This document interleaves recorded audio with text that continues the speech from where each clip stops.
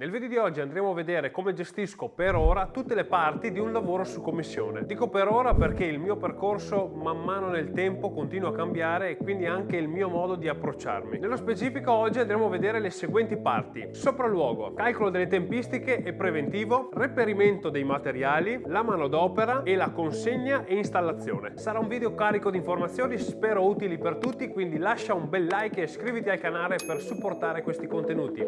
Ora cominciamo. La primissima cosa che faccio è fare il sopralluogo per vedere dove andrà installato questo mio manufatto. Ovviamente, oltre a prendere le necessarie misure, il sopralluogo ti serve anche per capire se ci saranno delle difficoltà poi nell'installazione del tuo manufatto. Purtroppo in uno dei primi lavori che ho realizzato non ho fatto il sopralluogo e dovevo consegnare questa scarpiera gigantesca in una vecchia palazzina in centro storico Verona e giuro che ci sono riuscito solo per una questione di pochi centimetri. Inutile dire che non ho mai più fatto questo errore. Il sopralluogo serve principalmente per capire l'ambiente dove andrà installato il tuo manufatto. In fase di progettazione magari dovrai optare per costruire un mobile che abbia la possibilità di essere smontato, piuttosto che farne uno, assemblarlo nel tuo laboratorio e consegnarlo già assemblato, perché non ci sono particolari problemi o esigenze da rispettare. Oltre a questo puoi aiutare il cliente, in caso non avesse le idee chiare, a progettare la soluzione ideale in base all'ambiente. Di solito mi capita di fare questo tipo di consulenze anche. Quindi, una volta fatto il sopralluogo, ho preso tutte le misure che devi prendere, calcolare tutto quello che devi calcolare, prendi, torni a casa e si passa alla prossima fase. Questo è l'argomento che di sicuro interessa alla maggior parte di voi. Mi avete chiesto in tantissimi su Instagram di parlarvi di questo, ma non posso darvi una formula, non c'è nessuna formula segreta o nessuna cosa da capire. Il preventivo e il calcolo di tutto varia da cliente a cliente. Di certo non posso chiedere a amici stretti o familiari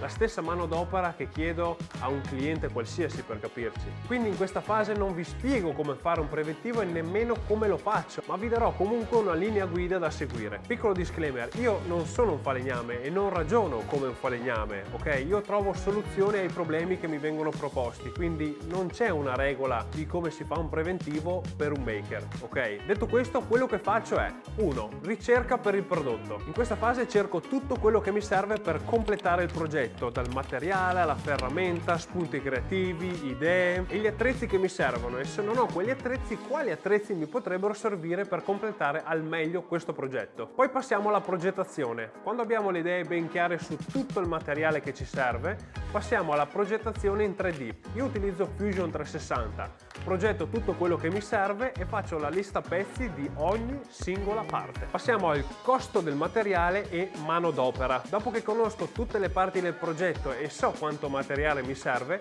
calcolo il prezzo e faccio una stima di quanti giorni, ore mi servono per fare il progetto, in base ovviamente alla mia esperienza e alle attrezzature che ho a disposizione. Esempio stupido: se avessi una calibratrice ci metterei sicuramente meno ore a completare il lavoro, invece di farlo a mano con la levigatrice. Passiamo all'ultima fase, che è la presentazione del preventivo. Ora sappiamo che materiale ci serve, come farlo e tutto quello di cui abbiamo bisogno. Presentiamo al cliente un preventivo con tanto di render, magari ben fatto, sempre con Fusion, e se accetta bene si parte, se non accetta si tara sulle esigenze del cliente finché non si trova un accordo. Bene, il nostro preventivo è stato accettato, quindi si passa al reperimento di tutte le materie. Io parlo per Verona e zone limitrofe, che è dove mi trovo io. Dalle vostre parti non lo so, potrebbe variare molto sia costi che quant'altro. Siccome molti di voi magari sono hobbisti, vi parlo dove trovare materie prime sia da hobbisti sia per partita IVA. Su Verona, come vi dicevo, io mi appoggio a Serruggeri, dove posso trovare pannelli, listellari o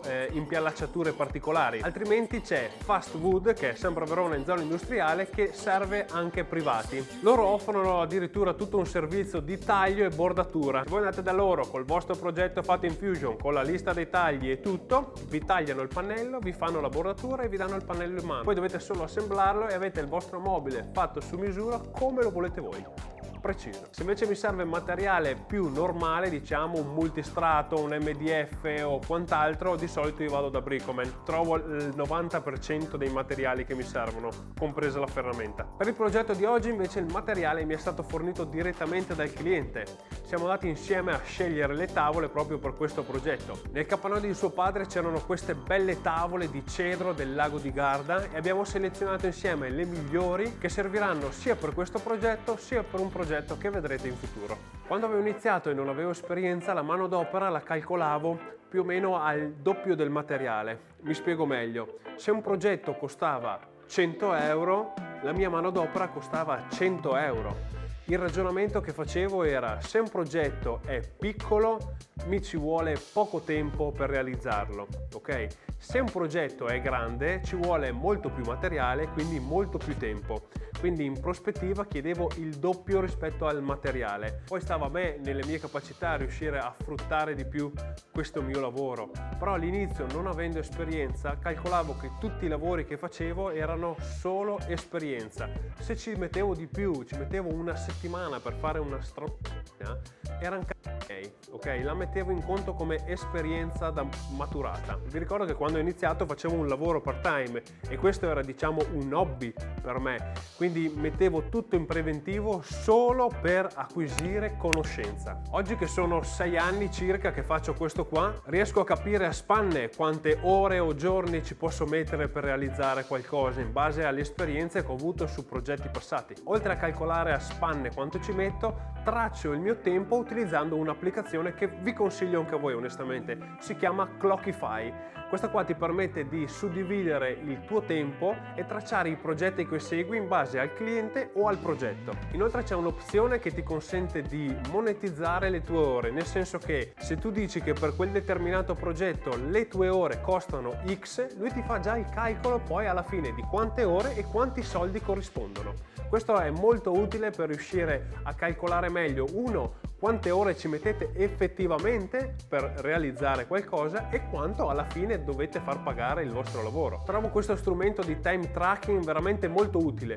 L'ho scoperto 4-5 mesi fa ed è veramente eccezionale. Può essere utilizzato anche al di fuori, giusto per calcolare quanto tempo ci mettete a fare qualcosa o quanto tempo impiegate in una determinata cosa. La consapevolezza che hai sicuramente ti rende più libero e in grado di prendere decisioni migliori in futuro. Adesso arriva quella parte da nerd che mi piace molto. Per questo progetto ho impiegato 25 ore, 5 minuti e 4 secondi. Non sembra molto visto così, ma sono state suddivise in questo modo. Per levigare e sagomare tutte le tavole ho impiegato 10 ore, 7 minuti e 3 secondi. Per dare la finitura più carteggiarla tra una mano e l'altra e altre piccole lavorazioni ho impiegato 11 ore, 3 minuti e 10 secondi. Mentre per la consegna e l'installazione di tutto, che è stata suddivisa in 2 giornate, ho impiegato 3 ore, 54 minuti e 51 secondi. Passiamo all'ultimo capitolo, che è la consegna e installazione. Questo per me è il momento che mette sotto stress tutto il lavoro che ho fatto, perché per come sono puntiglioso io deve essere tutto perfetto e soprattutto nella consegna, quando tu non sei in un ambiente che è il tuo laboratorio dove hai tutto sotto controllo e qualsiasi cosa può andare storto, tu devi essere pronto a risolverla lì in quel momento, altrimenti fai una figura poco professionale. Quello che cerco di fare io è visualizzarmi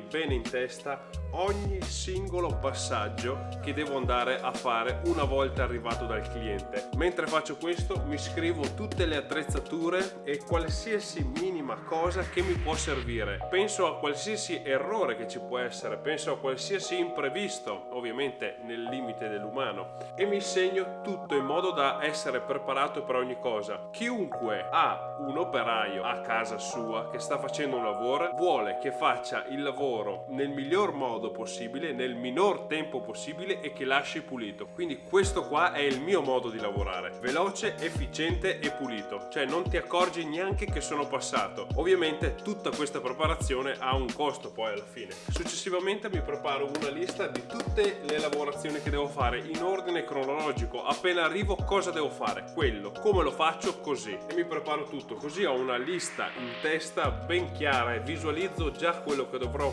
andare a fare dopo, ma essendo ancora qui nel laboratorio ho il tempo per prepararmi al meglio. Detto questo, ora mi preparo la mia cassetta per la consegna e man mano che metto dentro una di queste cose la vado a spuntare. Questa fase può essere stressante per alcuni di voi, come lo è stato per me quando si è da soli a dover pensare a fare tutto praticamente. Quando ho iniziato e avevo bisogno di una mano, chiedevo a un mio amico di aiutarmi in quei progetti in cui servivano per forza 2 persone. Quella scarpiera di cui vi parlavo all'inizio, è venuto un mio amico a aiutarmi perché sarebbe stato impossibile per me e non si può fare affidamento ovviamente sul cliente, anche se mi è capitato a volte di trovare clienti super in gamba e di aiutarmi in tantissime cose. Se imparate a organizzarvi al meglio prima di uscire di casa, le chance di trovare e incappare in un problema saranno sicuramente più basse e se ne incontrate sarà un'ottima occasione per prendere spunto e imparare dal vostro errore e metterlo in preventivo per la prossima volta. Non succederà praticamente mai che andrà tutto liscio al 100%. Capita e quei giorni saranno stellari,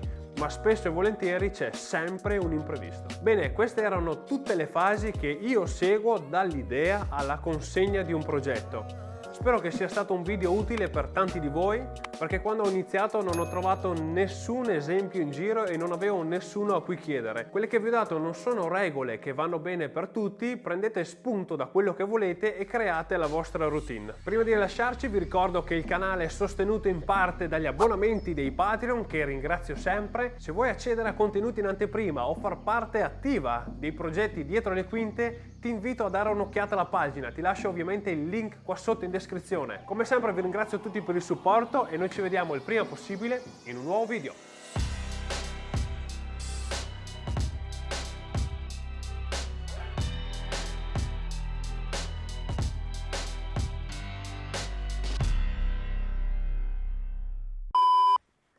E ho finito! E ho finito!